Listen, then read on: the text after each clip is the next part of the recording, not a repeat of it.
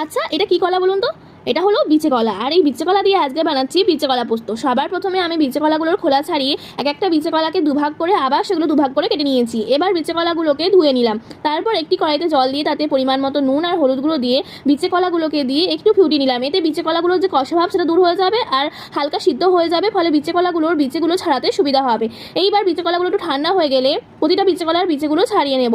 এইবার একটি কড়াইতে সর্ষের তেল গরম করতে দিয়ে কয়েকটা ছোট সাইজের চিংড়ি মাছ দিয়ে ভালো করে ভেজে নিলাম। তারপর সেগুলো তুলে একটু লম্বা সাইজের কেটে রাখা আলু দিয়ে হালকা করে ভেজে তারপর তাতে 3টে পেঁয়াজের কুচি দিয়ে দিলাম, দিয়ে হালকা করে ভেজে নিলাম।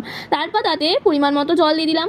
তারপর তাতে পরিমাণ মতো নুন, হলুদ গুঁড়ো, কাশ্মীরি লঙ্কার গুঁড়ো আর 4-5টা চালা করে রাখা কাঁচা লঙ্কা দিয়ে দিলাম। দিয়ে ঢাকা দিয়ে 5 মিনিট রেখে দিলাম। 5 মিনিট পর ঢাকা খুলে তাতে বিচে কলা আর চিংড়ি মাছগুলো তুলে দিয়ে ঢাকা দিয়ে আবার 5-7 মিনিট সিদ্ধ হতে দিলাম। তারপর ঢাকা খুলে তাতে অল্প চিনির দানা ছড়িয়ে দিলাম আর শেষে পোস্তর বাটা আর একটু তেল ছড়িয়ে সার্ভ করলাম। কেমন লাগলো রেসিপিটা?